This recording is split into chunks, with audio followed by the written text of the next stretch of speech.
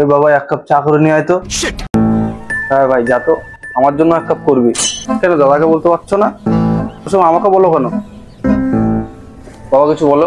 কি হয়েছে? দাদা তো পড়তে বসেছে দেখছিস না? তুই তো বসে গেম খেলছিস, যা। ধুর। বাবাই শোন, আজ তো একটা সত্যি কথা বলি। তুই আমাদের নিজের ছেলে না রে। মানে অনেকদিন থেকে এই কথাটা তোকে বলবো বলে আমি ভেবেছিলাম, কিন্তু কিভাবে বলবো গুছিয়ে উঠতে পারছিলাম না। এখন যখন তোরা দুজনেই বড় হয়ে গেছিস, টাইগার সম্পত্তি সব ভাগ করার সময় চলে আসলো, তা আমি ভাবলাম সত্যিটা তোকে জানানোই দরকার।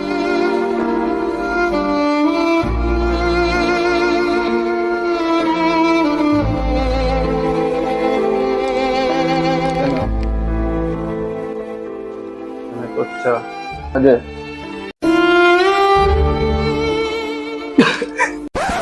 দেখলি, তোর সাথে আড্ডা মারলাম, তুই ধরতে পারলি না। বলেছিলাম না তোমাকে, ও আড্ডা বুঝবে না, ও সবসময় এরকম রাগি করে।